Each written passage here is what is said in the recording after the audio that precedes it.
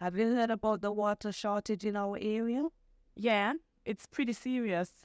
I've been trying to conserve water as much as possible. Me too. I've started taking shorter showers and turning off the faucet when I brush my teeth. Look, that's great. Another way to save water is to fix any leaks in your house. Oh, I hadn't thought of that. How much water can a leak waste? A small leak can waste up to 20 gallons of water daily, which can really add up over time. Wow, that's a lot. And have to check for any leaks in my house. But another good tip is to only run your dishwasher and washing machine when they're full to save water and energy. I'll keep that in mind. It's important that we all do our part to conserve water, especially during this shortage. Absolutely. Every drop counts. This message was brought to you by the St. Kitts Water Services Department. Learn more at water.gov.can.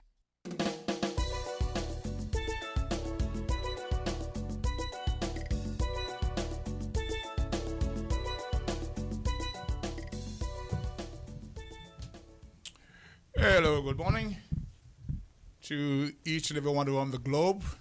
I can say good morning, good afternoon, good evening, in whatever time zone you find yourself. Welcome to the studios of winnfm 98.9 on the FM dial. My name is Socrates, and by the theme you'll know it's time for another episode of Voices. I have not been here for a minute, as they would say. And so we want to apologize for the delayed start. We were trying to sort out some technical issues to get things right. But what we're going to do first, what we normally do, is pause to give credit to our sponsors. Did you just want the ads, or do we do that? Okay, we will now introduce our guests of the hour. No stranger to the studios and the airways across the media spectrum. He's here this morning primarily to speak to the African Liberation Day ceremony that took place over the weekend. I myself was invited. I had to call this morning and apologize for not being able to make my presence known. But I thought it very important for discussion to be held, specifically for those within, even without the Federation, who would have heard maybe vaguely about the African Liberation Day, don't really know what it's all about, and may have seen a ceremony or a march around the city from time to time. But I think it's quite appropriate to address that topic, and the most appropriate person, to my mind, to address that is the one and only Ras Aya. Welcome once again to the studios of WinFM. The microphone is yours. For the love and greetings, give thanks to you, Brother Sakati, and to the WinFM family, and we just like to say thankful for this moment that we can be here to share the information to the people generally by media stream. And we like to just say we are the members of the Nyabing Itiakosiada, so I'm not here in the capacity as just Ras Aya. I'm here in the aspect as being the PRO for the Nyabing Itiakosiada, in the aspect that I was raised up to raise awareness for a week activities commencing for African Liberation Day. And our week activities were able to highlight a theme commence from the 18th to the 25th of May. So with the theme, I would like to let the general public know that the theme stated Africa resources must be used for its development and that of its people. So in that aspect, we are really to bring some activities that relate to the theme, that being where I see these are the emphasis time that bring us to where we stand as a people, relating for rights, justice, and equality. And when we speak about equality, we're not bringing in the essence of how where we see this format of the democracy and all those other form reality, but we must able to bring an essence that we share values for everyone, not of no creed nor no race, but for the value of humanity. Okay. And this is where we stand. We appreciate all the many issues related to throughout the African, the Pan-African diaspora. What I need to speak to specifically is the date. Why that date? Okay, and well, we do celebrate it every year, but why that specific date? For folks who don't know, this is what I want you to address. What date is it and why that particular date? And the aspect of the African liberation, in its own aspect, it is stated from 1963 on the May 25th, where in 1963, on the capital of Addis Ababa of Ethiopia, His Imperial Majesty Haile Selassie I gathered 32 heads of state, where they were able to convene on that aspect of getting a charter to solidify and bring awareness for African people who were still in bondage and were in the formality of colonialism. So this was first initiated in Addis Ababa in 1963. But there is a further aspect where we must be able to relate from in 1958, where when President Kwame Nkrumah were able to gather a set of African brothers and sisters in that format of 1958 Accra, Ghana, that stage, the insistence now where we see in 1963 was able to formulate the Organization of African Unity. Okay. So how long has that date has been commemorated in St. Kitts, to your recollection? Basically, that's a good question, because just in our celebration marking the Solidarity Rally, we were able to hear one of the pioneers them who were amongst the early time in the 1970s, that 10 years after of 1963 when the charter was signed. It's 10 years in 1973 where Yakolo Tegomanti, who was the forebearer. So we have to give kudos to those of the pioneers who have able to steer this moment where we are standing at this time to highlight and celebrate for African Liberation Day. So the Yakolo Tegomanti and others who had Pan-African movements in them as Black Power were able to be as vital, and then Rastafari was an initial stage in that capacity, raising the awareness. We have to acknowledge, as you pointed out, the founders of the Akolo Tegomantin. I easily bring to mind Mr.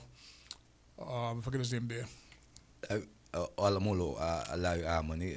Well, that's his thing. That means rainbow. I was trying to get that right. And he's been instrumental as a cultural figurehead throughout the region. And mentioning the Akolo Tegomantin, it's been many years since they have made the presence known, right? But the folks who have taken up the mantle of ensuring that that ceremony is observed every year. You mentioned the Nyabingi theocracy. What role? It's a stupid question, but for the folks who don't really know, it's all about educating the people today, because a lot of us have distanced ourselves from our roots, so to speak. So the Nyabingi theocracy, of which you are the PRO, what role do you actually play in ensuring that this is part of our development year after year? I give thanks for that question, and one of the things I would like to really relate with it is how you emphasize the statement to it. What role is the important factor is that it's not to look at of popularity or some kind of calling, but it's to significantly identify where we as the African people have to highlight our awareness and the structure of the struggle. Because a question was asked when I was on yesterday. I had to be on some Zoom, very vital thing. Not just Rastafari communicate, but African heritage and people of African diaspora who are relate where we can find ways to overcome the complex of problem that we are facing as African people, whether we are living in the Western Hemisphere or the climax of the other parts of the institution that we see amongst us. So we say basically that there was a question asked, should our people now relate as the African Liberation Day as being something that should be significant and valid in our play of relating on where we stand now, because some of us may feel like, even though we have independence, but in the same breath, our people are not basically economically standing to violently bring where the changes are magnitude. So we find we still have a lot of ways. Our people are far away from the gaps that we're supposed to maintain as a people living in this world. So I will say, Nyabingi theocracy, he played a critical role in enhancing and relating where we stand as a revolutionary people. How can we make our stand in changing the atmosphere toward the educational factors, because there is where we must able to line our strength to the young ones. Okay. Speaking about the younger ones, I know you've been instrumental in taking certain education material through the Clarence Fitzroy College into the schools. Were you able, is there a program where the information, the history of the African Liberation Day forms part of the school's curriculum? Are you able to get any inroads with that? Because our education system is Eurocentric. It was crafted that way. Good question again, Brother And so, Sakoti. with your, as the PRO of your organization, were you able to get any of this awareness into, well, have you sat with the Minister of Culture or the Minister of Education on this particular topic? So we need to better educate our people or re-educate our people as to our history and what this significant date mean, because I have seen clips of the parade. We have persons of a certain age group, not so much of the younger ones. So this is where I think that to get that education, that awareness into our school's curriculum is really, really vital.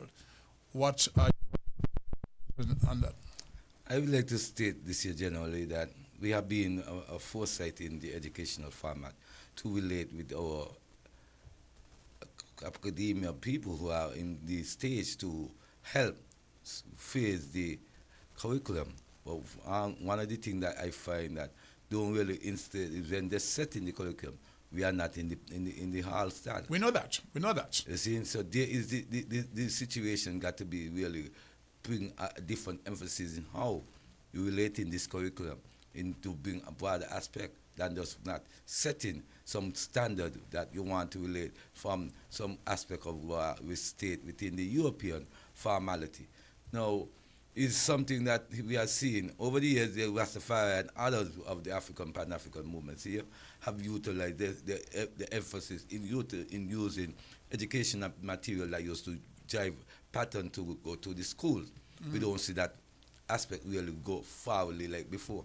What we now in our aspect we do is enhance the books as literally that can relate to the teachers and the student. So you would source those books? Yes. And present them to, say, maybe the college? Institute, and just recently, as our week activities, we went to the Holiday Smith and make a presentation of the Holiday Smith, which is formerly known as the Irish Town Primary School. Okay. So we make that presentation as a way of giving back to the institution of higher learning. It's not to insist that we, in our own aspect, looking to hold these books as ours, but to enhance them for where science and men and women had played a role in highlighting as an African attribution to the development and the world affairs. Okay. So we're seeing these things still need more priority where the institution or even to the Ministry of Education.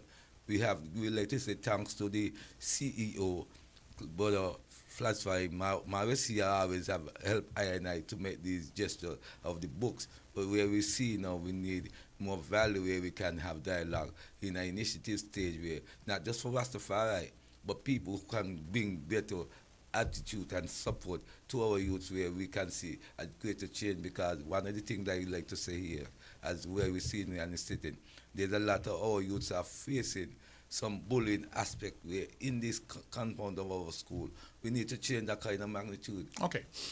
When we return, we're going to pause to give credit to sponsors. When we return, we want to focus on the very recent match, your impressions, the turnout, and the message that was shared there. Sure. Okay? Mr. Q will take us downtown, and we'll be back in a minute. We're different. We're 98.9. 98.9. Win FM. Building supplies, electrical supplies, furniture, appliances, carpets and tiles. It's the company where you can get it all. All at TDC, home and building depot. Lawn and garden, the TVs and stereos. All at TDC, home and building depot. Come on down, get what you're looking for. It's all at TDC, home and building depot. It's the the start of the week, it's time for a new perspective. It's time for Unfiltered. Join Azar Gums, lawyer and deputy leader of the People's Action Movement, for raw and unfiltered political analysis of the current events in St. Kitts and Nevis. Tune in every Sunday evening from 7:30 p.m. on WinFM. Join Azar Gums as he breaks the mantle and cuts through the unfiltered political noise to bring you the facts. Unfiltered every Sunday evening on WinFM 98.9. Campari, Red Passion, embrace the mix. Campari, Red Passion, full action, this is Red Passion. Embrace the mix, add Campari, make it turn and twist. Add your chaser in your drink. Campari, Red Passion, make the nicest mix. Campari. Campari, Red Passion, embrace the mix. Must be 18 years or older to drink. Drink responsibly.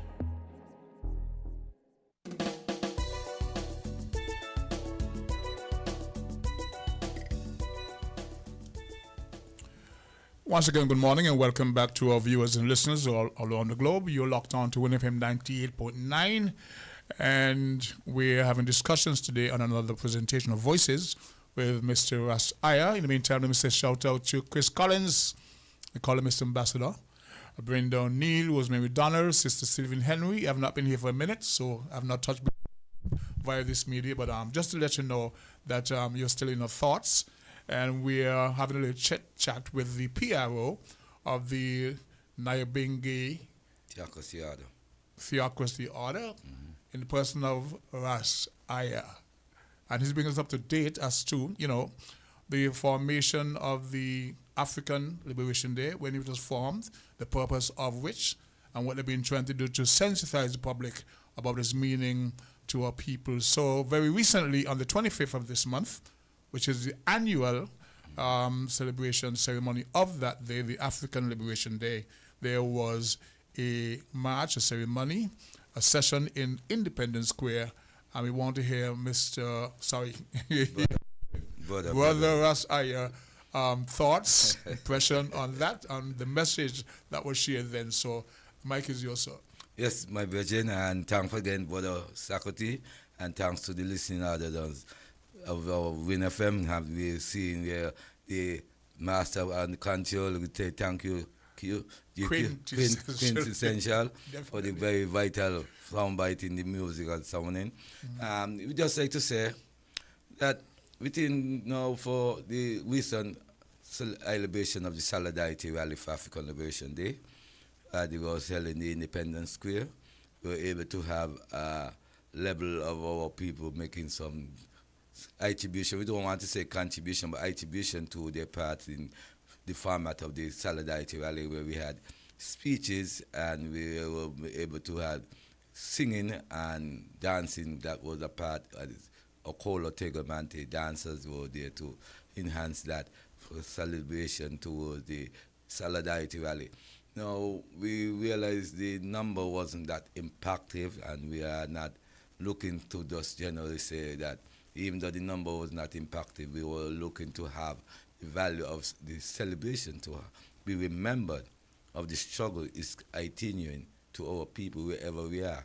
So in this sense, we're still thankful for all those who were able to be there present in that mystical time of the ancestors who have played the critical role in knowing that where we stand on this month of 2025, there are many things that can be achieved, but we have to work together. And we are calling for it to be a national fund to highlight African Liberation Day, not just from looking at it from the Nyabingi Theocracy Order, but we're able to have value African people, even those from the continent who are here, be incorporated to work for the well-being of African Liberation celebration to become as a national fund. Did you have any presentation for Mr. Amani? He was able to be unavailable because he had other activities to relate with. So we're thankful for him being his grace, not being present, but spiritually is present. And even though he was not present, that was one of the things that we were able to see, that the ones them who were there was able to relate back at the establishment of 1973 was kindled. So it was very touching to hear some of those who were able to see the format after 10 years of the charter, to see how the initiation will work within the shores of St. Kitts and Nevis. So basically, 10 years after the charter was, what were for? You had here in St. Kitts, the Okolitegoman team led by Mr. Larry Harmony. Alongside June Lebed and others who were pioneers in those. Do you know his stage name was King Dahomey? That's who you refer June to? Lebed? Kingdom. King Dahomey. He King actually Dahomey. sang Calypso at university. I heard him And make that was the statement name, about King that. Dahomey. So he's a very conscious brother, so to speak. Right? So you're saying that the turnout was not as you would have hoped it attentive to as be, we like, but we but the thankful. message was still. sent. Here's a key question. I think that on the second Sunday in East November, and we're going to open the lines in a moment to engage the public. On the second Sunday in East November, there is a ceremony held down at what we call the War Memorial. And you have representation from the government, the ministers, they give speeches, etc., etc.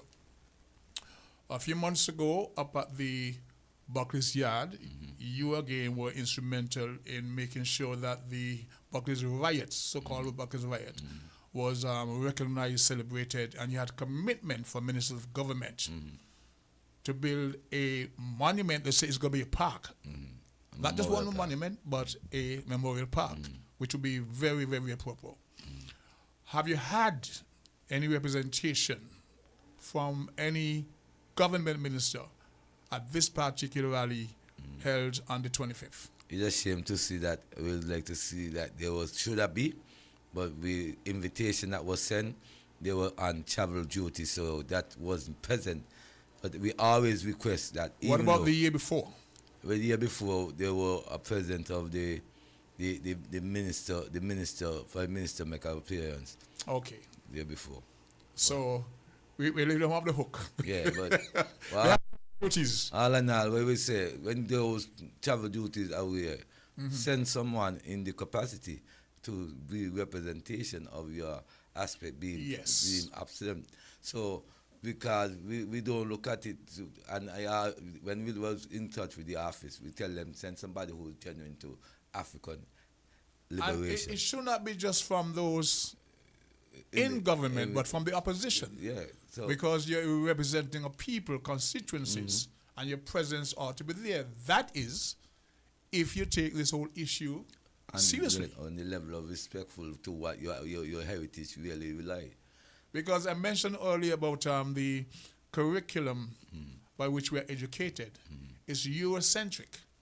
So we have our ministers and our diplomats in the European suits and have this British and the way they wig, etc. So they are not so inclined with anything African except to give a token presence or speech here and there. So that is why folks like you and your organization have to be commended. And that is why I called you this morning. It was this morning I called you, I asked you, would you be able to come for an interview to bring out the information and a more wider awareness of what the African Liberation Day represents, what it means to people. Sure. We started how it was formatted here and the continuity that you guys represent. Look, one thing I would like to say too is that we will share all the instances that we can work within from the opposition, administration, or even from the wider section of the public, because we are looking at these things that we see some of the presenters state. We need the unity together. We have to look far from beyond these petty differences that are relating in our climax of our society. Just recently we see now the absurd of violence is incurring again on our shores. So we are insisting that we need to have some better approach and not just putting these things because you have a BBC or a MBA name by your credential. You feel like you have the result of statement to bring. But we need more better format in how we can core and charter a better narrative for our generation and our people. And not looking at a European aspect of bringing our people like we are not valued as a people. The African model of discipline and raising our children and having that respect for elders, it's totally different to the European approach to raising the children. They see our discipline as abuse. We see what they do with the children. It's a different mindset. Yes. It's a different mindset. If you were to go back to, say, 30 years ago, how our children were raised with reverence, it warms my heart every time I see school children pass in the circus. And the elders like myself are on the bench, and they say, good morning, good afternoon. Right? Yeah. In other societies, not, I won't say exposed, but bereft of the African awareness, the sense of family. You don't find that. So across the region today, you find that sense of violence, that lack of respect for our elders. That is not how we were raised. Truly. But because we were able to bring those modalities into our school system, where the teachers have no say, the parents have no say, what happens now? Who's going to have to say next? The police. Because your kids are raised with no respect for authority. That is not how we were raised, but those modalities were brought to St. Kitts, to Antigua, to Barbados by outside influence who's told us how to raise our children. So to look to them now for perhaps remedies, it's not going to work. We have to go back to our roots. We have to recognize our roots, where we strayed. That ceremony on Saturday dovetails with our agenda. Not to look to Europe and other parts of the world for remedies in raising our children. Look at what's happening with the children, how they behave, how they badmouth their parents. Here in the region, you don't have no teeth. And so children now, through the use of outside influence, whether by the television, the phones, etc., they're seeing patterns of how other kids behave, and they've adopted that. Yeah, they implied on that. So we don't need to look towards them for any form of influence in raising our children. It's not going to work. It's not going to work. That's true. You understand? So your role is so very important in bringing awareness. It's called African Liberation Day. You have a very poor turnout, but year after year, you're there. So the thing is to get this program as much as possible into the school, speak to the Minister of Culture. It has to start somewhere, because on the streets, you're there and then it's gone. That is why you're here this morning.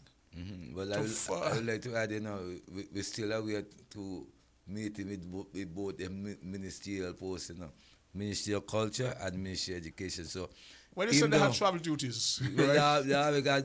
But we say we still are eminent, because even though we see them physically in their office, whenever we can get a word, I even share in the time now to reach out when the CEO return, because he's on leave at the moment. When he return, I would look to see if we could get a format in embracing the CEO and even the PS in a meeting where I can outline certain things to them, and then we can see how best we can see that faster work for the well-being of getting some betterment into the educational system.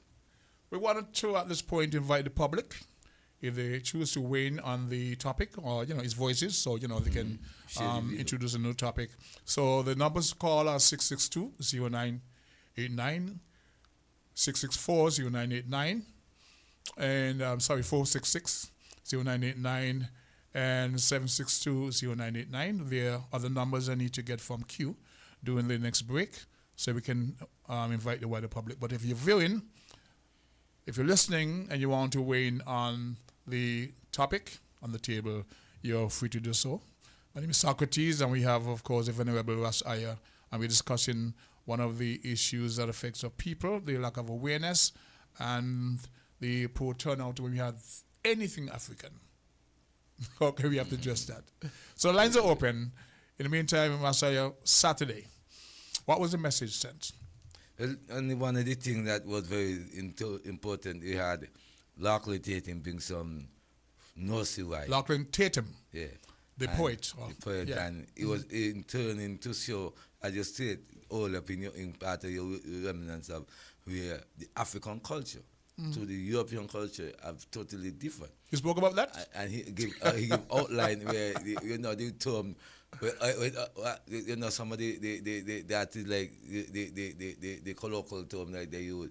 When flower bottom, when wind blow, flower bottom, all them things that is a quote that it in. So it was a message that even though some of the INI people who were not able to get much of it from their elders, but who are able to get these things, that is very vital for us to hear these things and know how to use and the way of to quote and build betterment in sourcing knowledge to our people. Okay.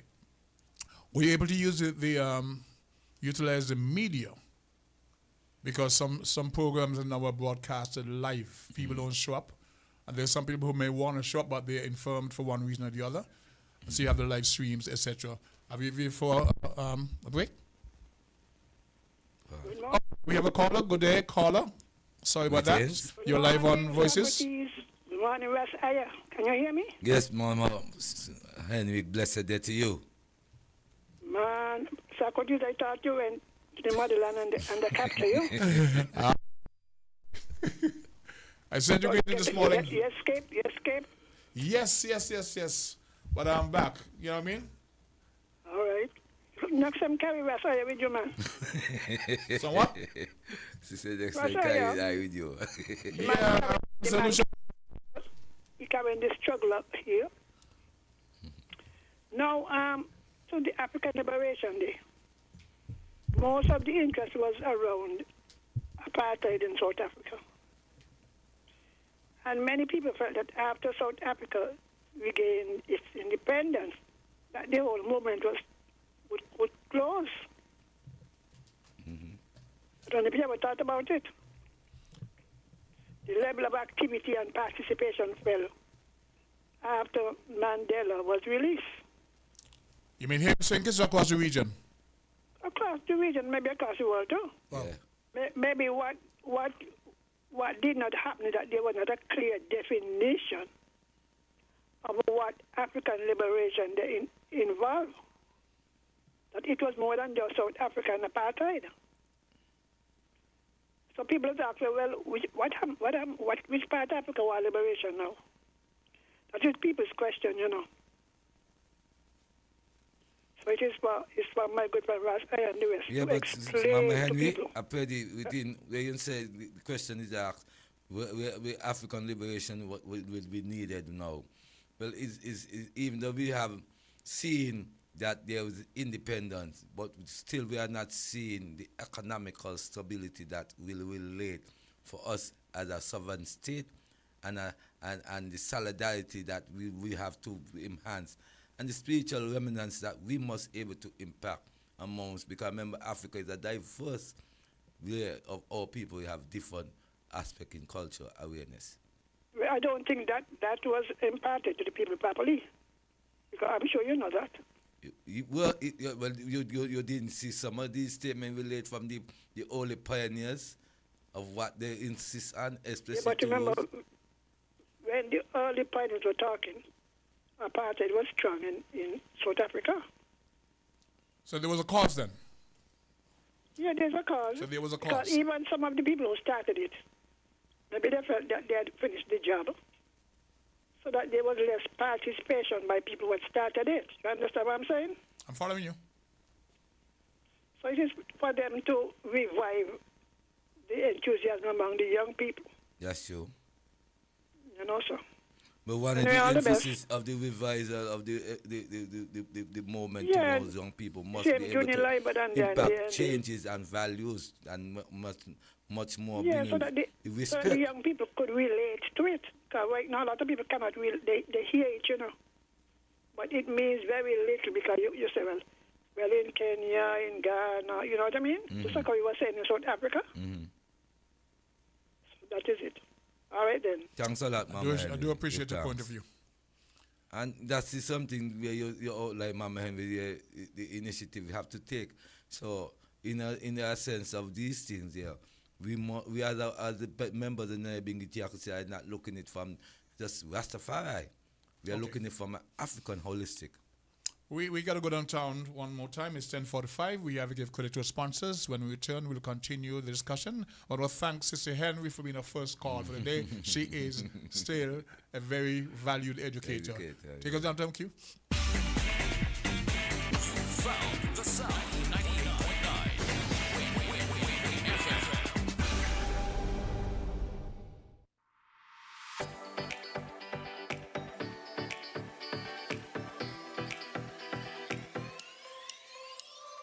Rams the good food people, always there to serve you. Rams the good food people, locations right near you. Rams the good food people, in-store specials for you. Rams the good food people, Rams.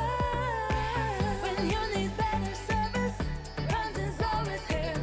Better value, better prices, Rams is always here. Rewarding your loyalty, Rams is always here. We are community, we are family. We are family. Rams for you and me. We are community. Rams for you and me.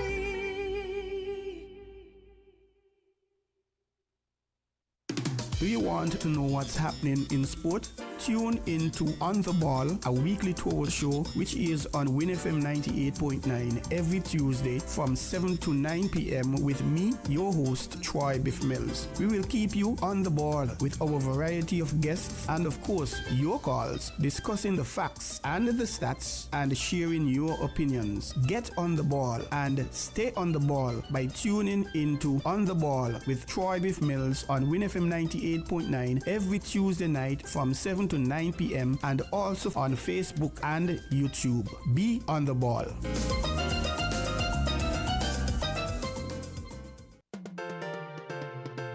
If you need insurance, our service is the best.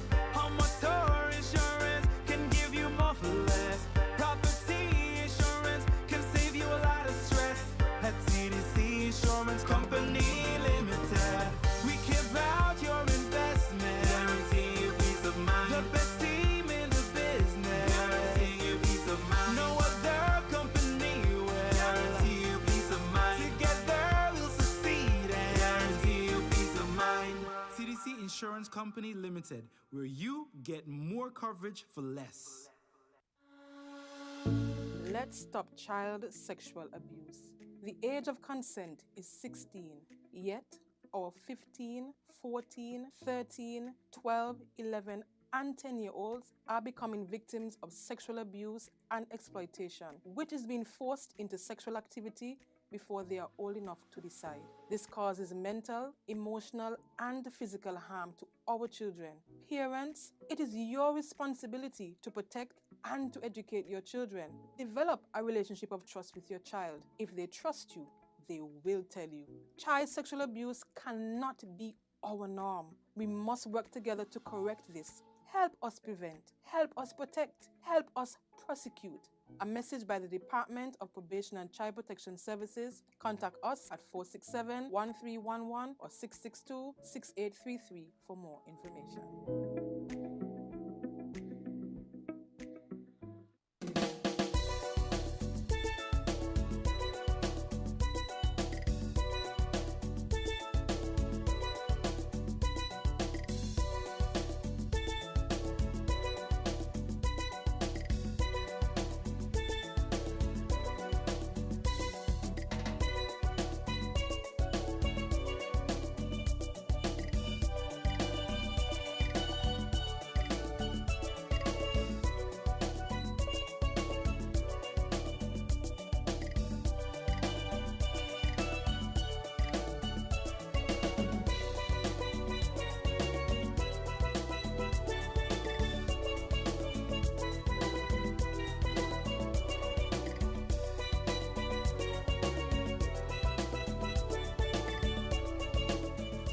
Hey, guess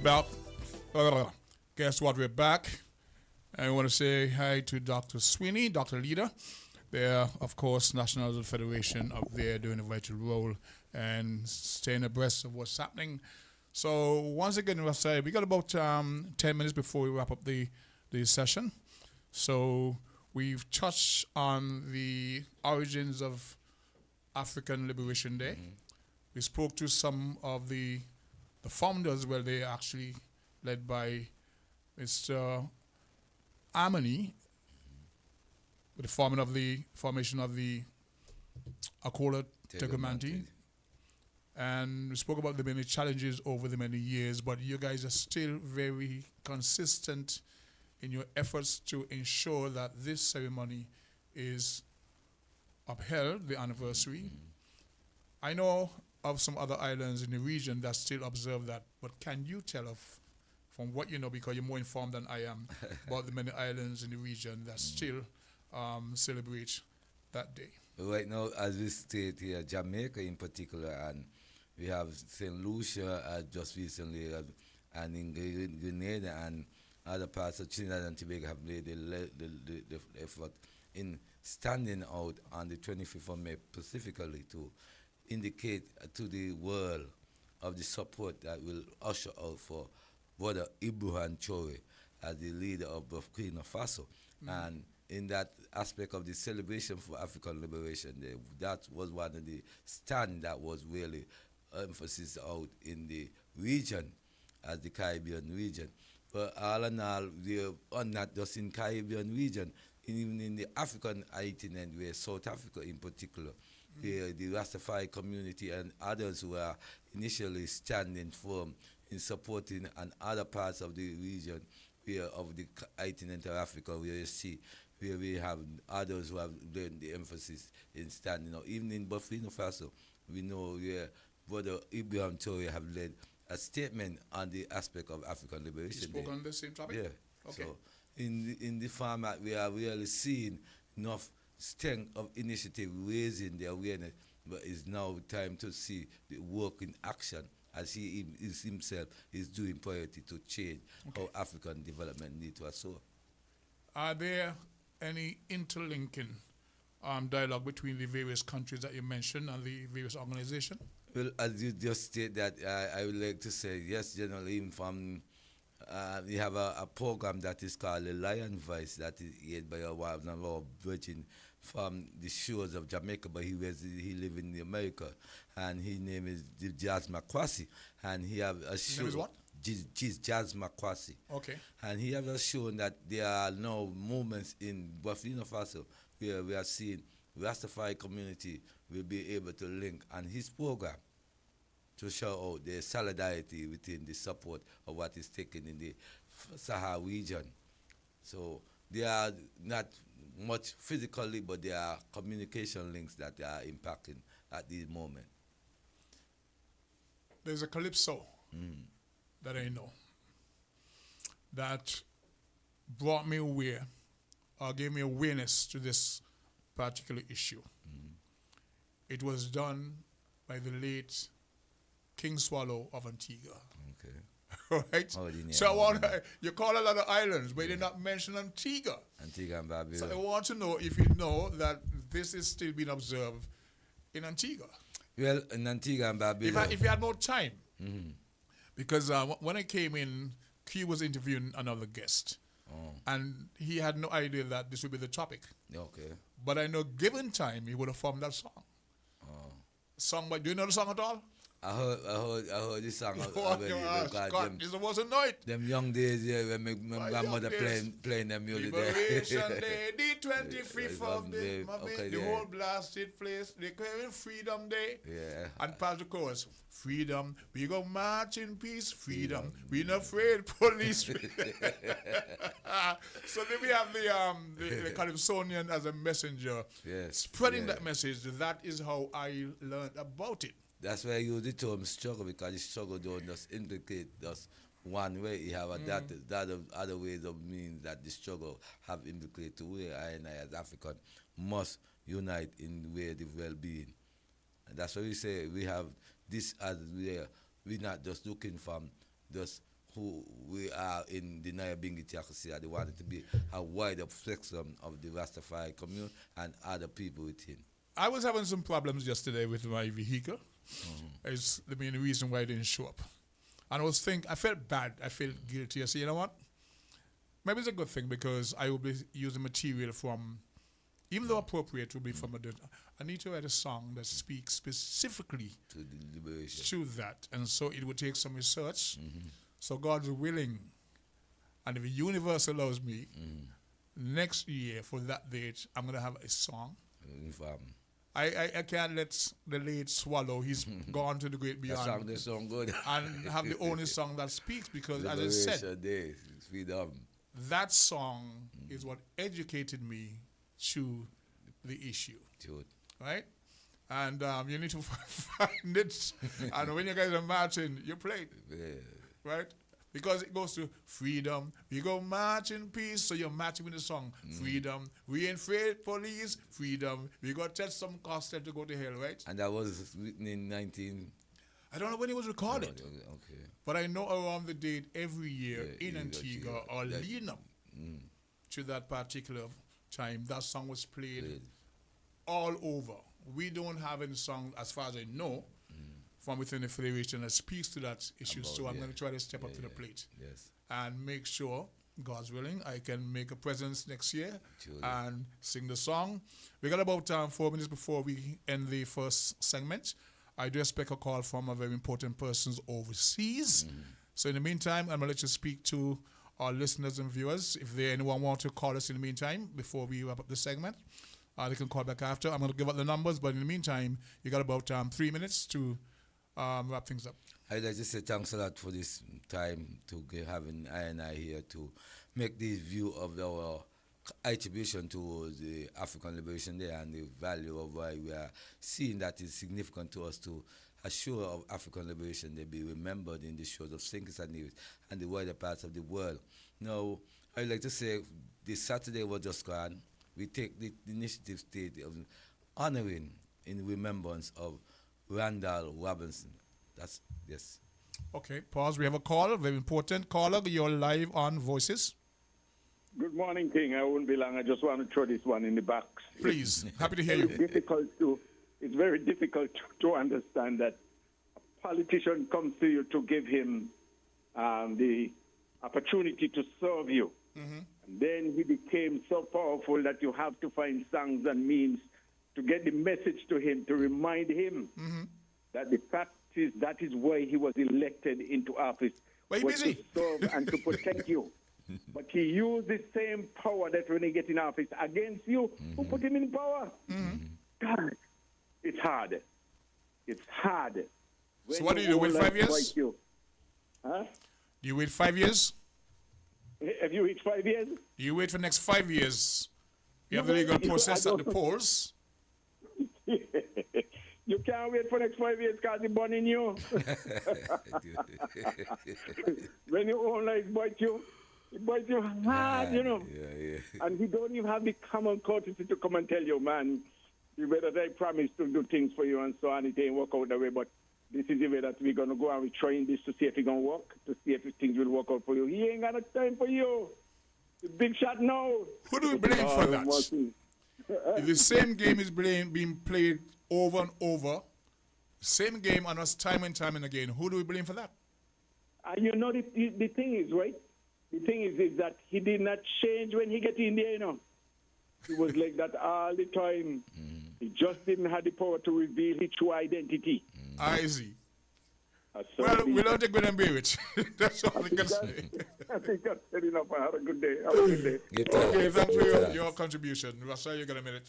Yes, continue, so just say thankful that we had our remembrance of our pioneer, what you know, and they fight against racism in the time of the apartheid movement. His name is Randall Robinson, and he was married to one of our native here, Jackie Hazel Robinson. Yeah, so, so we like to say that we use that day of honoring his remembrance as a part of the struggle, because the struggle I continue for wherever I and I be. As once Africa is not free, our people will never be free. And that's what we like to say. An integral part of the struggle in trying to free the folks of Haiti, work along with Mandela. Yes. And I did a song one time in Warner Park about Haiti. And in 2 days' time, his wife brought me a copy of a book he wrote in Haiti. I never read the book, but just about every aspect of the song was mirrored in the book, and I was so honored and humbled. Yes. So I did attend his homegoing. It was an honor to have met him. Yeah, and one of the things I even outlined to the one them at the valley is that in that day when he was put late to rest in our showers of water Rained. emphasize on this valley of Yes. make our people that are members of light shining. So we never go dim. We just transform, but we will always be remember in that next essence of our beginning. Okay.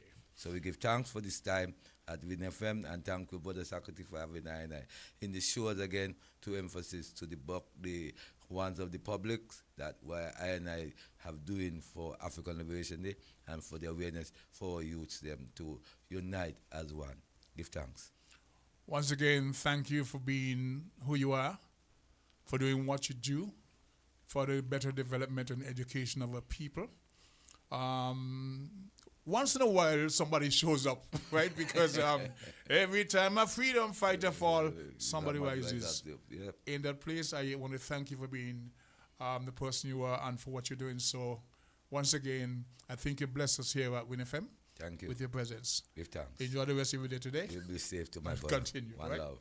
WINN is 98.9. 98.9 is Win FM. You ever hear Earthquake call and say, "Hello, Miss Lee, yes, it's me, Earthquake, I come in Tuesday around 10? No, sir. Earthquake does arrive unannounced, and when it come, it shake all sense and sensibility out of we.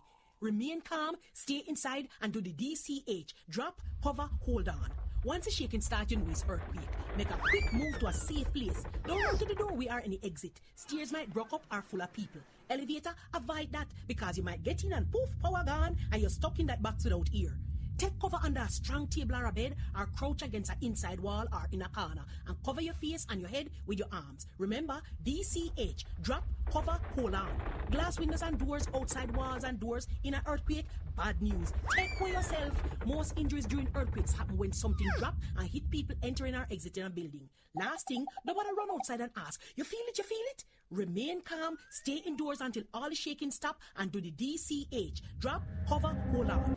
This message is sponsored by the Australian Government, AusAid, and produced by NEMA in collaboration with WinFM. Horsford's Value Mart IGA is helping you spend less and save more. How, you ask? Essential Everyday and Equiline. Spend less on our Essential Everyday products and get the best quality, the best taste, and the best value. Spend less for all your family health and beauty needs with the Equiline brand of over-the-counter products. Horsford's Value Mart IGA is helping you spend less. With our Essential Everyday products and Equiline over-the-counter health and beauty care products. Shop smart and spend less at Value Mart, where price matters most.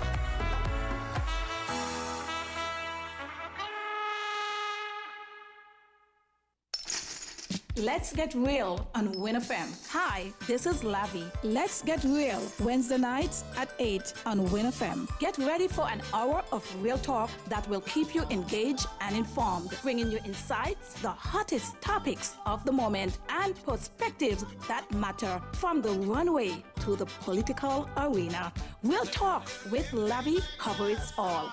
Let's get real Wednesday nights at 8 on WinFM.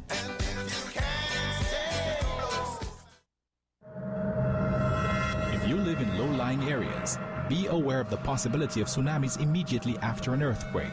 A strong earthquake lasting 20 seconds or more is a natural tsunami warning.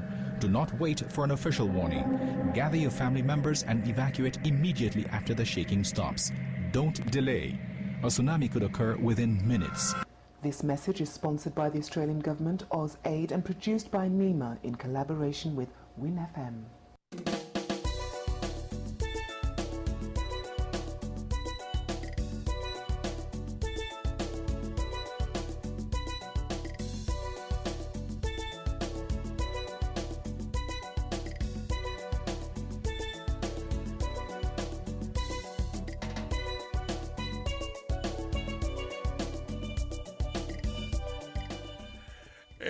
Once again, to our viewers and listeners up there, Welcome back to the studios of winnfm 98.9. I have a little thing with the boom here with the mic. It's a bit limp, but that's okay. We'll work with it.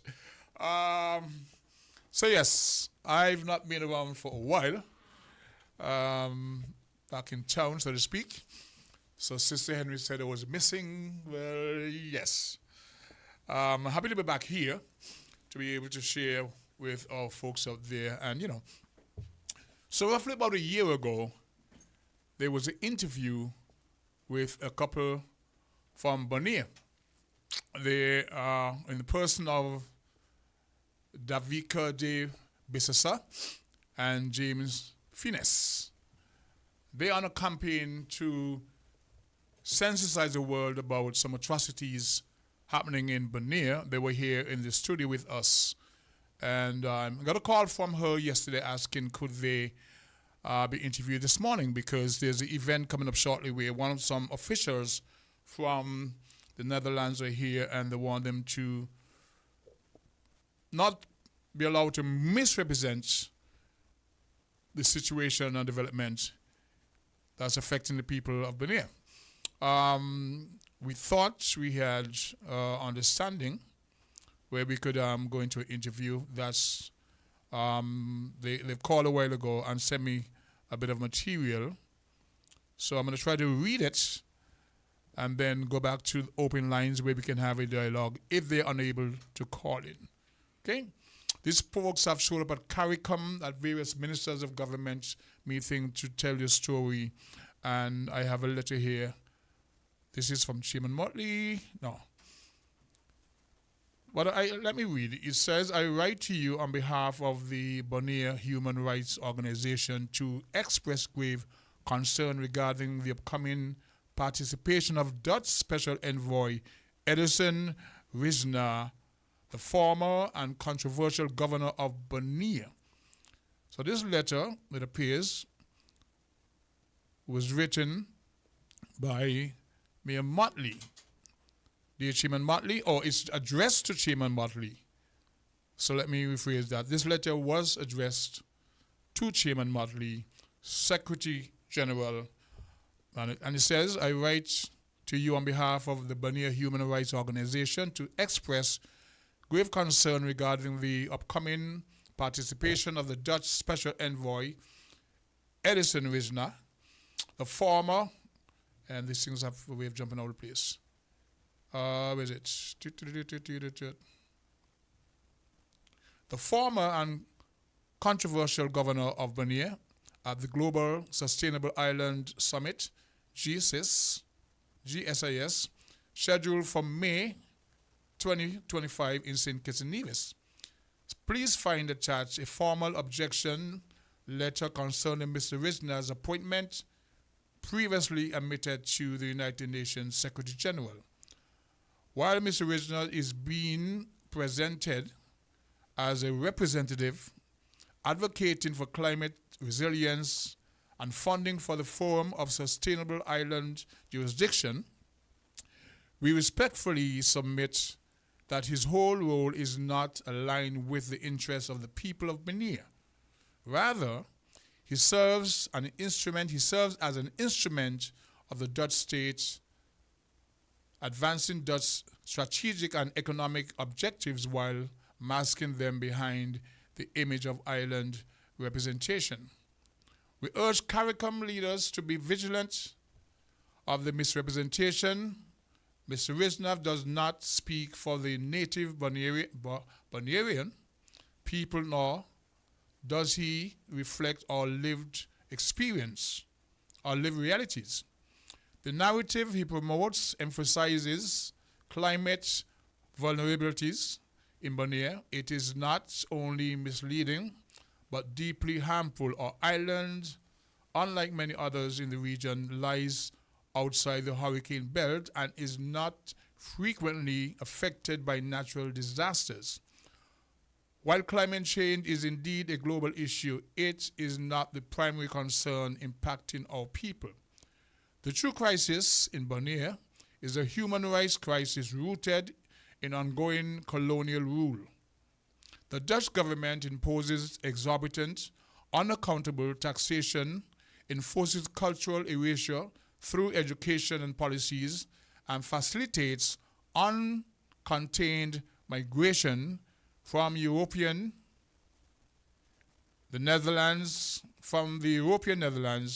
with the right to vote in the local elections, and a referendum that after 60 days of arrival leading to displacements, repopulation, and social deterioration.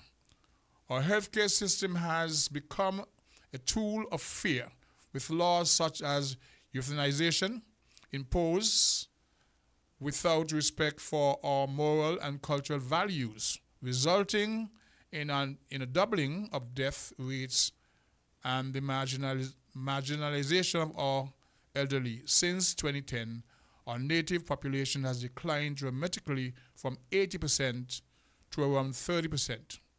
Today, a clear indication of ethnic and cultural extinction through systematic displacement.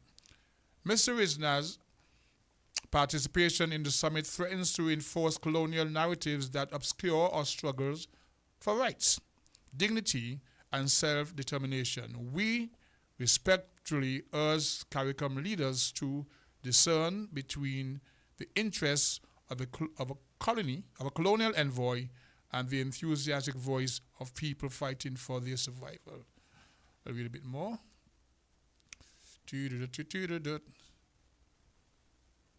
For the survival.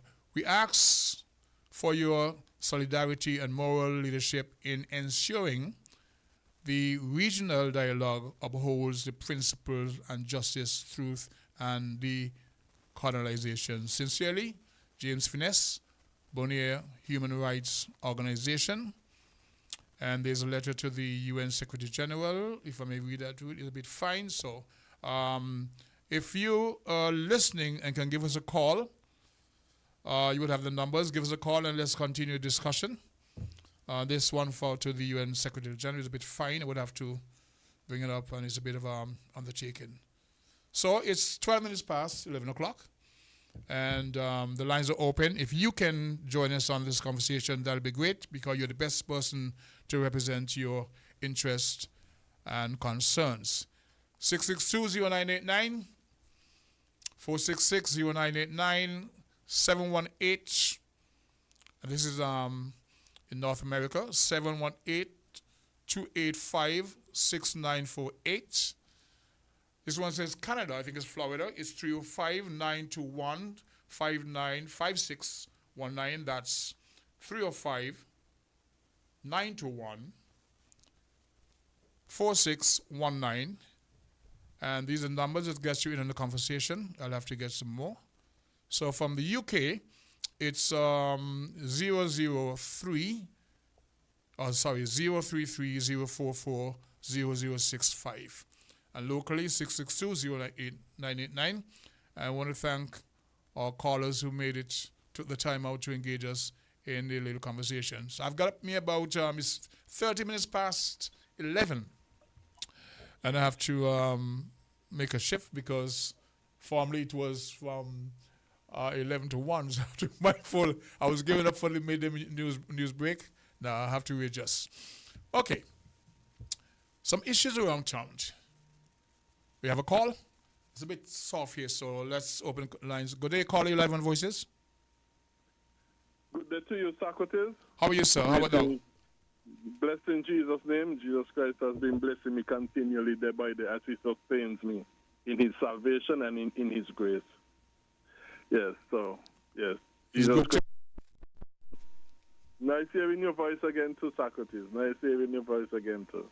Thank God for it all. And as we're going to say, Jesus Christ will save sinners from their sins and from hell, and he's the second person of the eternal Trinity. Now, nice hearing your voice. Nice seeing you again, Socrates. May God blessings be with you always. Yes. Yes, I have to adjust from this end. Oh, you hear me better now? Better now, yes, that's correct. Yes. Well, God bless you, Socrates. God bless you and your listeners. Now, I want to read something. Mm-hmm. It's from the IMF. And is the summary. Is the summary of a report that they gave concerning the Federation. It's a short summary. It's staying long. It's a short summary. Okay. And it is dated May the 13th, 2025. May the 13th, 2025. The summary and article is dated. Okay. From the IMF. So let me read this short summary.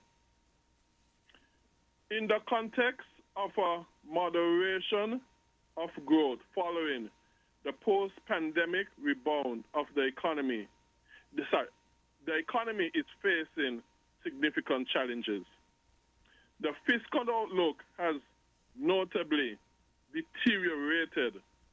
The fiscal outlook has notably deteriorated against the background of structurally low citizenship by investment, CBI, revenues. And the current account deficit has widened. Public banks are facing long-standing weaknesses.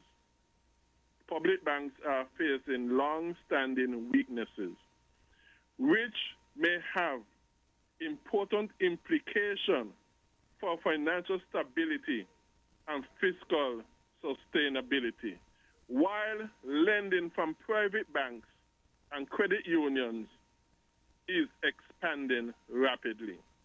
That's the end of the summary. Okay. Given by the IMF. Hello? Yes, go ahead. I'm listening. Go ahead. Yes. Now, this has some very important implications for us. Now, first of all, I've never been in agreement with the CBI. Never been in agreement with it. And I'm still not in agreement with it. And even when I was working for government, I used to call in, even under the Douglas government, voicing my disagreement with the CBI program. Now, nevertheless, the CBI program is a reality. And it is saying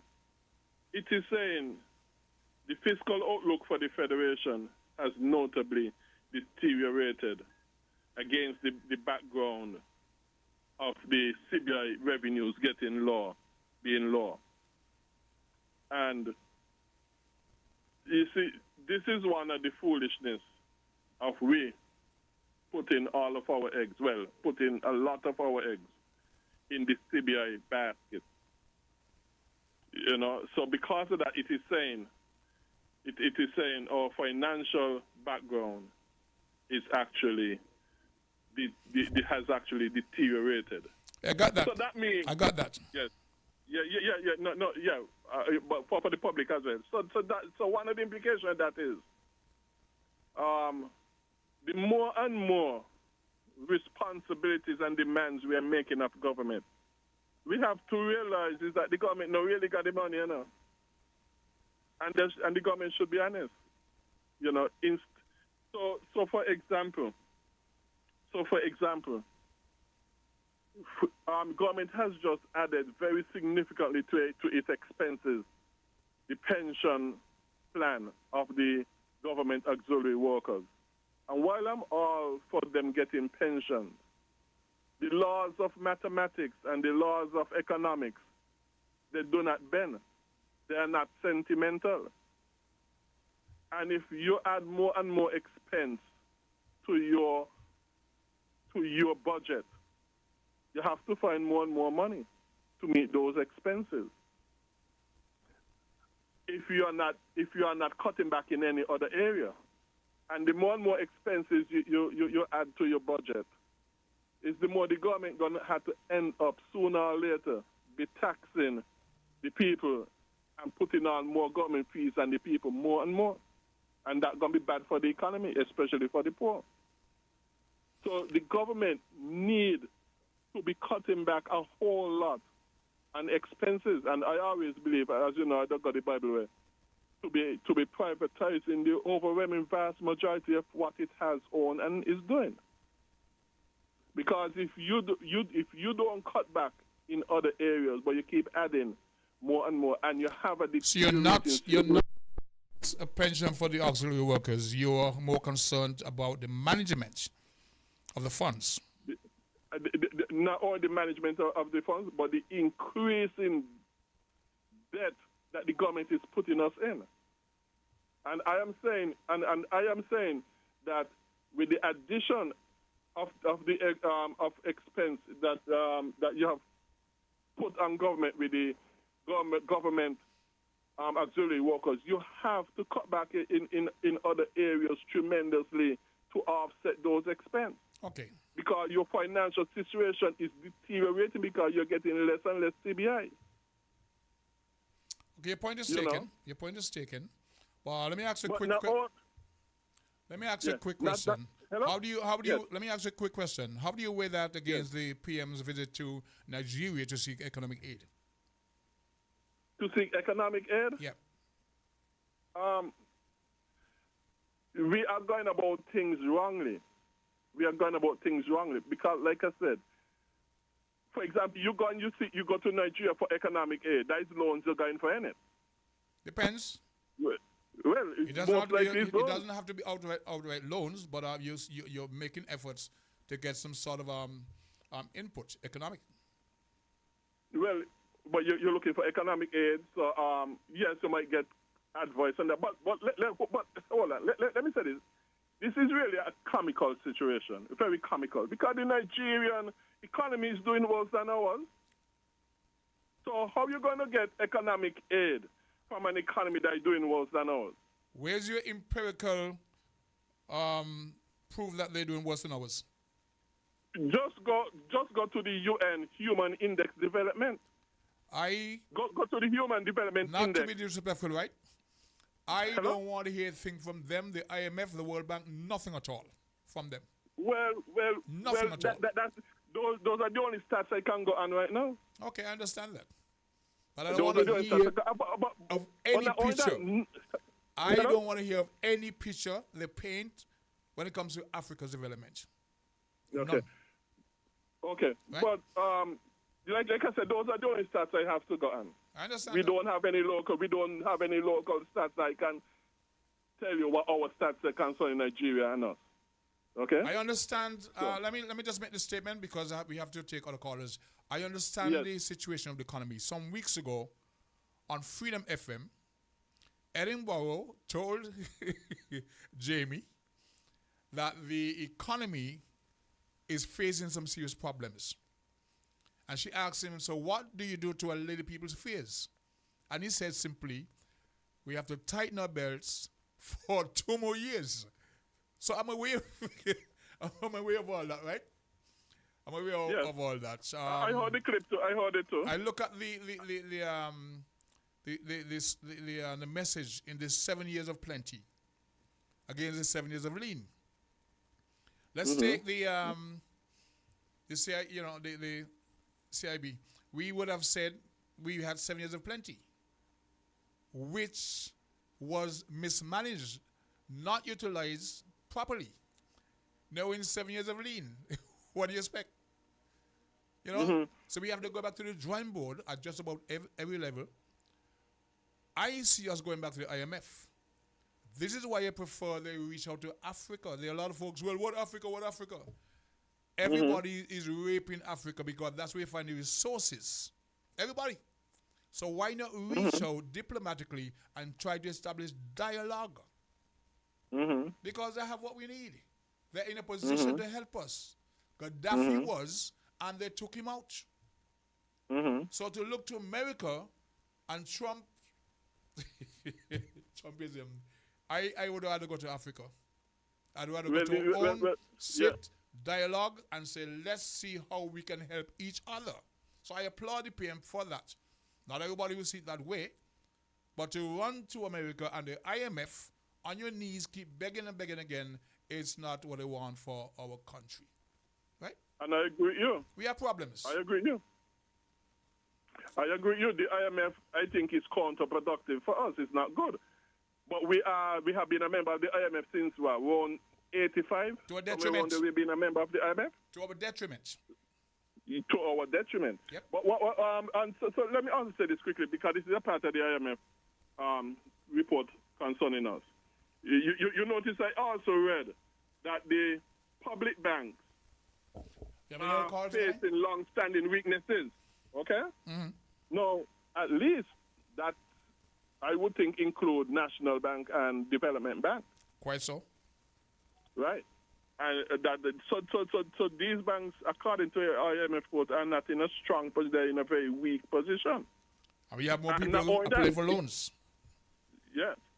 And not only that, it is also saying that private banks and credit unions are lending. The lending is expanding rapidly. In other words, the people of the Federation are borrowing more and more and more and more from private banks and the credit unions. Yep. That's not a good situation. As a matter of fact, I would argue very strongly that the reason why these financial situations are lending, people are going to them to borrow from them more and more and more. They're borrowing from them. Is because people cannot afford the basics. So what's the alternative? We borrow, we tighten the belt, and we try to develop ourselves. Well, the government saying, PM Juice especially, but the government said, because he speak on behalf of all of his government, that we should tighten our belt. While there, who've been getting a very, very big salary, couldn't live on the big salary, and had to increase the salary much more. The reality but we must tighten our belts. The reality is, persons who are developing a family have to go to these lending agencies, may face higher interest rates. But the fact is you have no alternative. All right? The CBI program, in its current situation, is not giving the benefits that it once did. It's a reality we have to face. We have to go back to the drawing board, etc. So reaching out to Africa is probably a possible means of trying to get a life raft thrown to us. So we're going to bear it. We tighten our belts. We've been here before. And we move on, okay? Yeah, but our government officials are not saying, but what I'm saying, Africa is not our answer either. No, Africa is not our answer. As far as our you know. answer is the same as Africa. As far as you know. Well, and as far as what the Bible says. No, and I know because it's what the Bible says. The Bible is our answer. Not Africa, not America, not Europe, not China. The Bible, but no disrespect, right? Yes, the Bible is our only answer. And we need to do government the way the Bible says we need to do government. Hey, Gregory, you got to take this call, right? We got to entertain the possibility, okay? So thanks for your thing. But the Bible is our only answer. Thank you. We take a break now to give credit to our sponsors, and we will return and continue the dialogue, okay? We're different. We're 98.9. 98.9. Win FM. Hey, have you heard about the water shortage in our area? Yeah, it's pretty serious. I've been trying to conserve water as much as possible. Me too. I've started taking shorter showers and turning off the faucet when I brush my teeth. Look, that's great. Another way to save water is to fix any leaks in your house. Oh, I hadn't thought of that. How much water can a leak waste? A small leak can waste up to 20 gallons of water daily, which can really add up over time. Wow, that's a lot. And have to check for any leaks in my house. But another good tip is to only run your dishwasher and washing machine when they're full to save water and energy. I'll keep that in mind. It's important that we all do our part to conserve water, especially during this shortage. Absolutely. Every drop counts. This message was brought to you by the St. Kitts Water Services Department. Learn more at water.gov.can. Ready to save while you build? Now you can at Builders Paradise. Yes, shoppers, build up your Value Club points at Builders Paradise. That's right, Value Club members and shoppers, your favorite frequent buyer club is now available at the home of hardware and more. Whether you're laying tiles, painting walls, replacing doors, upgrading windows, or fixing up your home, every purchase at Builders Paradise now earns you Value Club points. Enjoy exclusive benefits like discounts on thousands of items, special special savings for seniors, instant deals, quarterly rebates, plus an extra up to 2% off every quarter. Shop more, save more, earn more, only at Builders Paradise. Don't miss out. Start building your rewards today with Value Club at Builders Paradise, because every bolt, board, and brush brings you closer to bigger, better savings. Terms and conditions apply. Tune in to Creative Voices, the ultimate radio call-in program where innovation meets inspiration. Join me, Dr. Sarah Owen, as I welcome brilliant Caribbean creatives and innovators for engaging sessions that promise to spark your creativity. Don't miss this unique opportunity to interact with our guests, ask your burning questions, and gain insights that could elevate your own creative endeavors. Tune in every other Friday from 10 a.m. to midday. Get inspired. Let your voice be heard. Mark your calendars and prepare to embark on a journey of creativity and innovation with Creative Voices.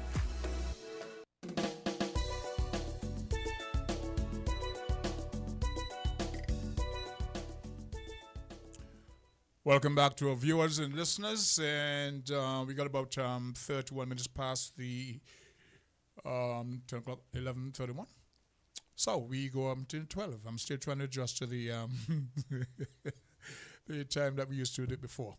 I want to talk about one of the most beautiful cities in the Caribbean, well laid out in terms of the aesthetics, etc. So that some years ago, when some companies were building downtown, a policy was put in place where you would have to face the buildings in stone to retain the architectural integrity of the town. We're talking about downtown Bass in Kitts. Apart from our visitors, okay, let me take this call. I'll get back to that. Call you live on Voices. Hey, King, good morning. Good morning, sir. How are you doing? So far, so good. It could be worse. Count the Talking blessings about first. downtown Bass here. Yes. You know, the British had no plan to let go St. Kitts, you know. And I want you to engage me in that because I'm talking about what is happening downtown today and the facelift that it needs. But anyways, your call. Go ahead. If something is happening downtown today, I am not sure because I have not been downtown for the day. But it appears as if that work has started on the gateway to Bastia, which is the Treasury building. Yeah, it was delayed. Go ahead.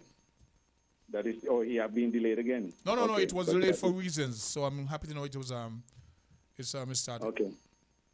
All right. Well, as long as it's within reason to make sure that it's done properly. So now it's on its way. So that's going to get done. And the other thing is that the street of Bastia, where pedestrians normally walk, and everyone, they need to put some proper finish on the curb walls and remove those yellow paint from off of the curb walls and make sure the edges are properly done. Up to yesterday, I saw a woman get such a fall. I thought she was in Puerto Rico wrestling. Wow. So, sorry to hear that.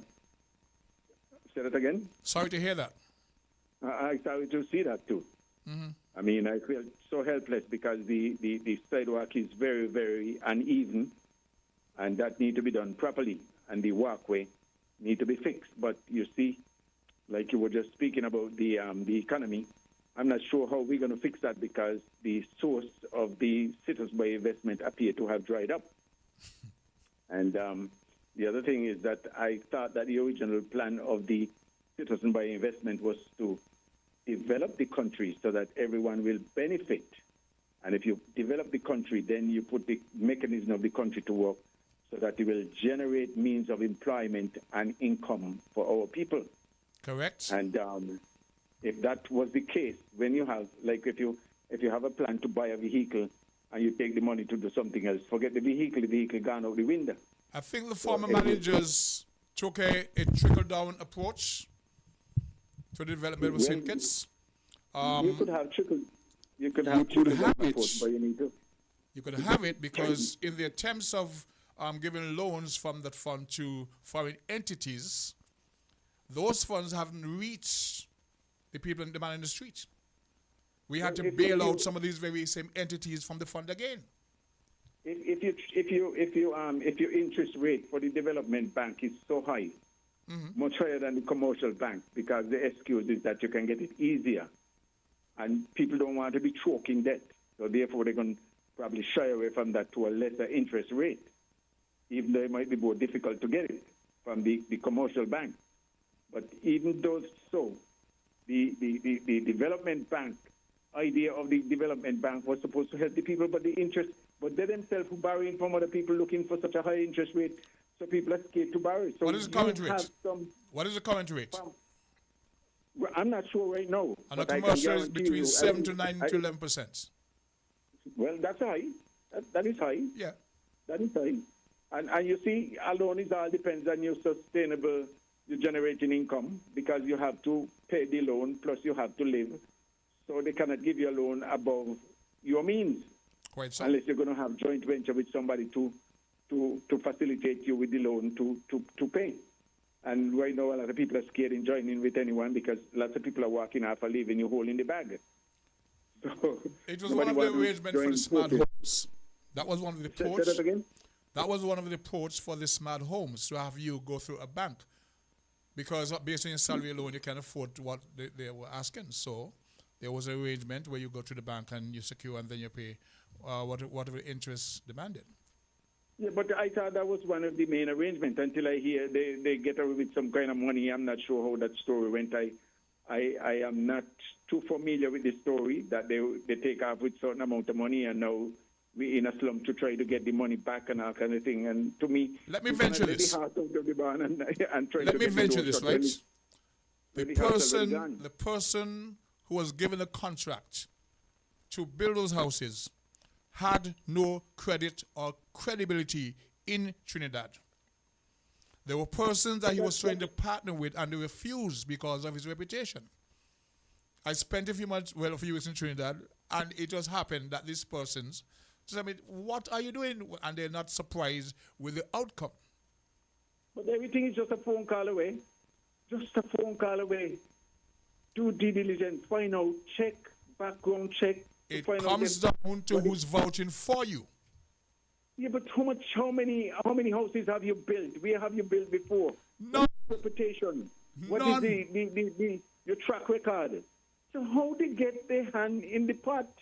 Depends on who vouched for you. That's what I'm saying. Somebody vouched for the gentleman. That don't make no sense. That don't make no sense. That don't make no sense. So we back to where we start in the beginning. Mm-hmm. That I don't understand us. I wish I could understand this. These charts here make people tired. Have you heard about the Midas touch? Oh my God! Have you heard about the Midas touch? King Midas, everything he touched turned to gold. Yeah. We have somebody here. But you have the opposite, something else. Every time somebody touch something, he turns to dust. Yep. What I would like to see, King, what I would like to see is that I would like to see our farmers, if these farmers can afford it, government could back away a little bit and come forward at the same time. Nationalize agriculture. Permit the farmers, if they could have a joint venture to bring in their own tractors and use government tractors as standby, because our soil is strong and rich and is capable of holding its own. Let the farmers farm. Government get busy in trying to create market outside of St. Kitts to sell our food. We grow very good food. Good sweet potato. Markets have always been a problem. Lots of good stuff. Markets we could always been Martin, a problem. we could fly.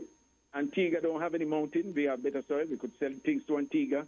Well, we take some of the pineapples. We have to start our action plan. And those who have land, take those land from them. Don't take away the land by force. Take those land for agricultural use if the land not being used for anything now, rather than we growing grass all over the place and say that's owned by somebody. Use those land for agriculture. Let the owner have a time frame of when they will give government to return, those land return back to the rightful owner, and they could go ahead and do the building, whatever the plan is. But at the same time, in the meantime, farmers should be using those lands. Have you shared this vision? Have you shared this vision with the current Minister of Agriculture? I didn't know you were thinking about that too. That's good. Great mind is to think alike. My Have mind you is not so shared great. this vision with the Minister of Agriculture? I'm not the sharpest pencil in the box. And these fellows, it appears as if some people, if they don't think about it, if it's not their idea, it don't fly. I hear you. But it don't have to be, because when you work for us. Okay. And then what you need to do, somebody gonna make it vex with me, maybe I shouldn't touch that. Give up all these buildings that we have rented out.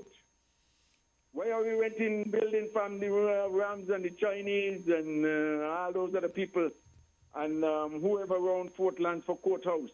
We're paying people $250 for them to clean up the courthouse so they could earn the money that they make, the extra $250. So, Ms. Management? And set the $250 for citizens. If you're a resident and you're not a citizen, you can't get the $250 extra. You have to be citizen. And you got to make some changes so that you can't get all and everybody this and everybody that. Do you know that some people that we call Chinese are actually citizens? Well, no, I understand that. But what I'm saying, you have citizen of non-residential. You're a citizen, but you don't live here. As well as you have residential, but you're not citizen. They live here. So they don't live here, but they will get the $250, and they will take it. Okay. They will take it. And so once you do that, you come on, get this thing working, man. We got to get out there and work. We got to get out there and work. Things got to be done. This country have to move. The economy has to do something better than what we're doing. Okay. I'm not satisfied. I'm not pleased. I think I've said enough. Have a good day. Okay. Now you may want to call back and engage me in what I was saying about Bastille. I'm glad you mentioned that the work at the Treasury has begun, but generally around Bastille, I think it needs a facelift, not to echo Ms. Gel when she mentioned some time ago, but we need a facelift in downtown Bastille. If you were to go down to what we call the Irish Town Bay Road, that needs totally revamping. We have a most beautiful city. We invite the world. We have a very iconic symbol downtown in the center of what we call the circus. Said to have been fashioned after Piccadilly Circus, never mind the European influence. But we use that clock as an iconic image of St. Kitts. There was a certain gentleman out of Sandy Point, Mr. Gil Flynn, who maintained the clock at his own expense.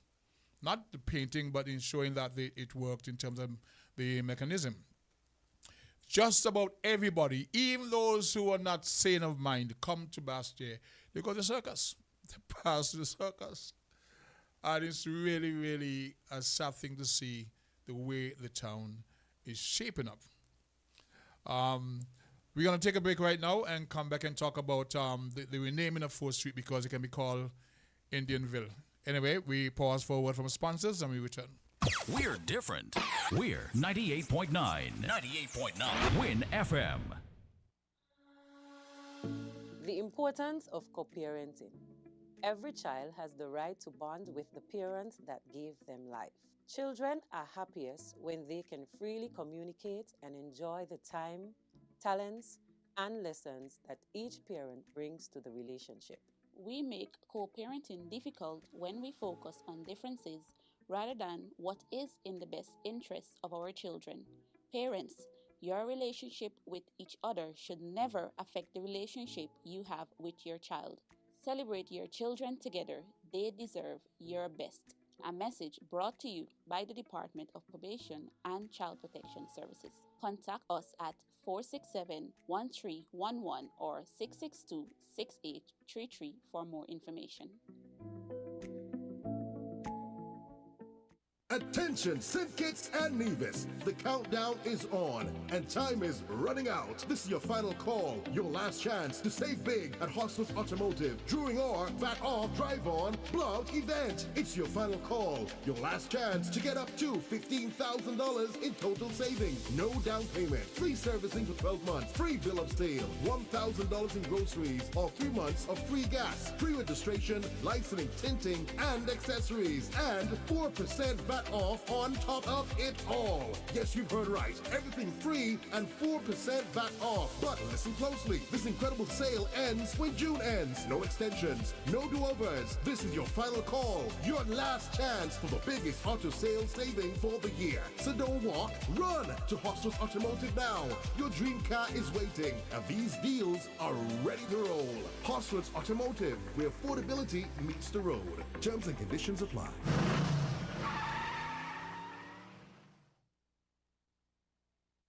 Unlock the secrets to a healthier you. Join Dr. Natalie Osborne every Tuesday at 8:30 a.m. on WinFM 98.9 for Weekly Dose. During this 30-minute health discussion, we aim to educate and empower our listeners on the prevention of diseases, early diagnosis, and timely intervention. Don't miss out on this informative health talk where we teach you to live your best life. Weekly Dose, Tuesdays on WinFM 98.9.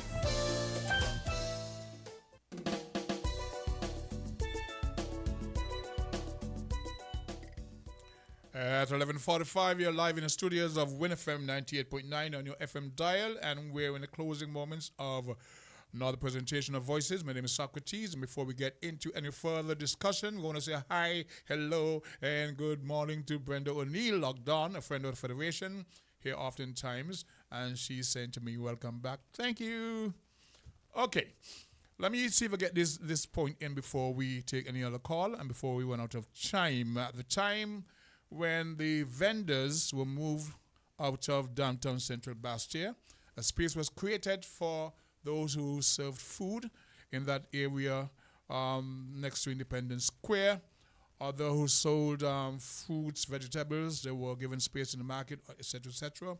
People applauded that effort, but one thing I saw happening, some of the very store owners on 4th Street, having stores, etc., would put their commodities on the street. So you have to now walk on the sidewalk, you have a store. Why are you allowed to put trays out on the street when we just move the vendors out?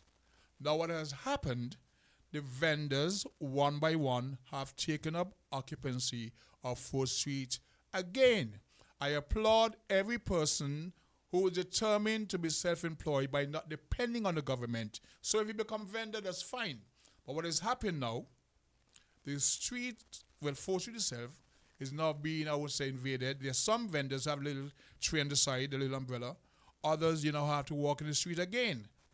And I saw this happening because when you took everybody off the street, but you allowed store owners, and let me say specifically the Indian store owners, to set up vending points where you have a store inside, but you put all your shoes, all your stuff on the street, what happens? The local vendors came back. And I understand everybody needs to be accorded, an opportunity to make a living. But a space was created for a person who wanted to go and buy food in that place next to the square, which was very good. We didn't mind walking over there. You couldn't create a space for everyone. But then you have folks downtown, have restaurants which they're paying the requisite tax for, and you have folks who come out and set up their shop on the street. It has to be addressed in an aesthetic way. I love Bastia. I like walking up 4th Street or down. I don't like having to shift from the sidewalk to walk in the street again. But I believe this came about because you allow certain people, when you disallowed locals from vending on the street, to set up their trays on the sidewalk. I didn't understand that. So now, it may not be a problem for everybody, but at least if you allow the vendors downtown again, there has to be regulation. You can't bring a whole tent, block the sidewalk, so that people now have to revert to walking in the streets again. There's something about downtown Bastia. It's beautiful. The aesthetics are in place, but we must now have to maintain it. And so, we have this caller. Caller, you're live on Voices. Yes, Socrates? Yes, sir. Megan. Yes, Megan. No, I personally never had a problem with vendors.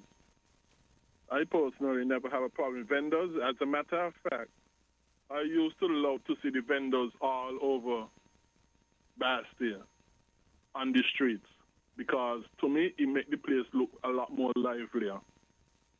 And to be quite honest, I've heard some time ago on WinFM somebody was talking, and when they got rid of the vendors, people frequent the stores less. And the stores, some people in the store owners were complaining, were saying, well, you know, now they move the vendors, they're actually getting less customers. Because what happened that people used to go by the vendors, and then because the vendors were in front of us business, the people would say, oh, okay, let me go in there, go check out this, and let me go in there, go check out that. You know, all because they first went to the vendors. But now the person said, when they got rid of the vendors, business actually got less in the stores and that sort of stuff. So, but I personally never ever had a problem with the vendors. I used to love to see them on the streets doing the business, and to be quite honest, I love to see people hustling and bustling and making their own living. It really was a glad thing to my heart. Hello? I'm in favor of that, but you may have missed the point I made. When they moved the vendors off the street, certain persons were allowed to set up their shop on the street. They have stores they're paying for, but they would block the pavements, mainly circus area, by putting up the trays with the shoes, all the other commodities, but you want the vendor off the street. So you didn't stop that. So gradually, they came back one by one. Nothing wrong with that. But don't set up a tent on 4th Street where pedestrians have to now walk in the streets now. Well, I'm tall. So most of those umbrellas I have to duck to pass under them. I applaud every person who is determined to make himself, herself a living, not depending on the government. But at the same time, it must be done in a proper way. But when you move out all the vendors and allow certain people with their businesses to set up in front of their own businesses on the street, you created that inequity. So the vendors came back. Well, I never had any problem with it. I never had any problem with it the way it was before. And as a matter of fact, I used to love to see it because, like I said, it made Bastille come a whole lot livelier to me. Okay. So I never ever had any problem with it. Yes, I had to step out in the street and that sort of stuff at times. But still, that never really was an issue for me. Just seeing the presence there make the place look a bit livelier. And like I said, I understand. It had to be overdone because there was a public businesses to the stores. There was a public outcry that resulted in the event not being chased or removed, but placed in areas where it helped the city. You know, you had the food court over there by the square. You have certain areas you could go buy your fruits and vegetables, not as it is now, but you allowed certain persons to put their trays on the street, whereas you said no vendor should be on the sidewalks. That was a problem. But generally, do you agree with me that Bastille needs a facelift? Well, Bastille. Okay, we have another call. Greg, we have another call. Gregory, we got about 7 minutes. We have another call, so thank you. So, caller, you live on Voices. Good morning. Good morning. Long time to hear your voice, but Yeah, I heard you were so busy with your stuff, man. No, man, I was trying to make a penny. I was talking to a taxi driver there who said he ain't got no time nowadays. Not nowadays. Well, I've got to chase the thing when it's here. Yeah, of course. Yeah. I'm wondering if we couldn't experiment with making 1 or 2 streets pedestrian-only traffic on maybe 2 days a week. And so there's no traffic, no only pedestrian traffic, you know, and see if that can't accommodate both the shop owners as well as the vendors. Sounds good. But did you hear when Milo Box said some months ago we brought in over 300 vehicles in one day? Yeah, so? With that influx of traffic, vehicles, right? Which streets Right? But this is a challenge now. Would you designate for 1 or 2 days per week traffic free, well, vehicle free, just pedestrian only? Sounds great. Sounds like you're a city planner. First of all, it's an experiment. Experiment. And secondly, on occasion we have blocked off certain streets. Whether it was for House of Assembly, some kind of parade or whatever.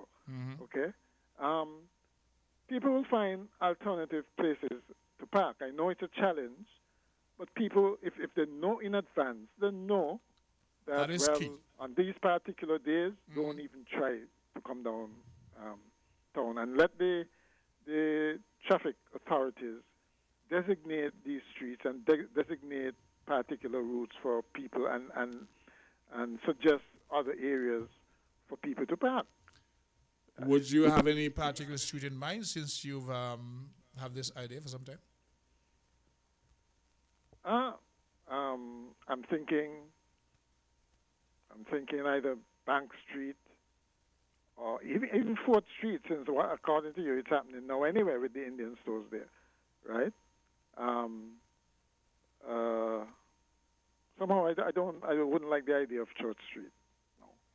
Okay, but certainly 4th Street, Princess Street, because you realize Princess Street has been partially blocked off for a long time. Yep, and lots of folks are parking there on either side, so that creates a problem for those who park there. Need to get to work. No, but what I'm saying is it's an experiment for 2 days, and I am, to be honest, I'm pretty sure we'll adjust to it. But I agree with Greg in the sense that no vending at all makes the place look sterile. Okay, it doesn't look like a thriving city. Busy.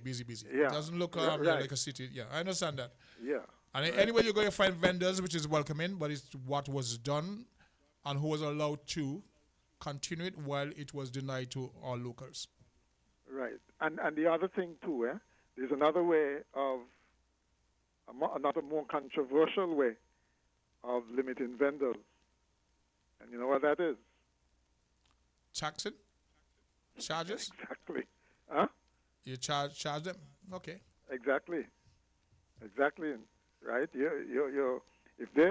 If business is so good that they take all kinds of risks to go there, it got to be that they're making money. Not necessarily. What? They're trying to think, man. You know what I mean? They cut back on this fund and that fund, and they. Of course. They're trying to think, but they're always trying to think. So just like anybody else, any other business that is trying to think and is successful, why should there be a select group that do not pay taxes? Let me hear you. Well, you know what? You pay taxes on your business, right? Yeah. But the concept of blocking off say Bank Street and putting a charge on the vendors there, it's not a bad idea. It creates a space. But there's a charge because you got to pay the traffic officers or whomever. So it's not a bad idea. You should be on the city planning council. Are you there? Yeah, and actually, what I was thinking more of, not even the sidewalk. I'd still like the idea of a free sidewalk, but put it like a boulevard in the middle. I got you. Right? At least try it. I mean, experiment with it, maybe one day, and see how it works. Because I suspect too that really and truly, the days when people make most money would be Fridays and Saturdays. No weekends. Yeah. Yeah. Shortly after payday, makes sense. Right. Okay. So it isn't that you're doing it. For just off the cuff. You're doing it the entire week kind of thing. We got about a minute to go, Mr. McMahon. Yeah. I want to thank you for making that call and sharing the idea because it's a beautiful idea. If only the powers that be can implement it, it's a great idea because we do need some relief downtown and we need people like you with ideas to really calling, and I do appreciate that. And let's see where it goes. Okay then. Right? All right. Thank you so very much for calling. So as the other callers have made a contribution, those who tried and was unable to get in, I'm not sure what day I'm going to be here again, but because I'm just back, right? When again? Every Monday, I'm supposed to be here. And I want to say thanks to our viewers and listeners around the globe who took time out to weigh in and those who made a contribution. And it's been the most wonderful welcome back to the studios of WinFM 98.9. God's willing, we'll be back here on Monday again. I want to thank Mr. Q. He was one of the first person who got me involved in radio back in the day. And I walk in this morning, he was here again with his hand out. Welcome back. So thank you, sir. And for easing me through back to the welcome. It's about midday, and we now pause for the WinFM's midday newscast. Peace, love, and much better tomorrow. The Sound 98.9.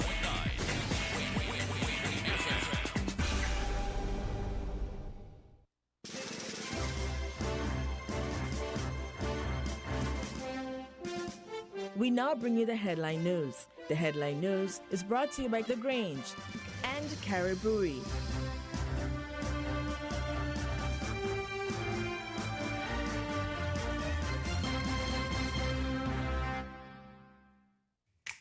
Maybe it's the way the brilliant gold liquid reflects our sunshine, or how the bright blue of its label mirrors the clear Caribbean skies overhead. Maybe it's the fresh, crisp taste of this beastly cold beer on a scorching hot day. Maybe it's even the way it brings us all together. But one thing is for sure, Carib is very much a part of who we are wherever we're from in the Caribbean. Carib. It's the way we play. Drink responsibly. Did you know that the Grange Healthcare Facility is the first purpose-built, non-governmental healthcare organization on St. Kitts? It's situated at Otley's, 7 miles east of Basseterre in beautifully landscaped surroundings. The Grange has a team of highly trained professionals and provides care that's rated as being comparable with UK and North American standards. The Grange offers varied accommodations to suit your individual needs, and our all-inclusive packages make the cost of care per hour the most competitive on the island. Services include convalescent care for all ages, daycare facilities for older adults, rehabilitation services, and training and continuing education for healthcare providers. For more information, call 466-5525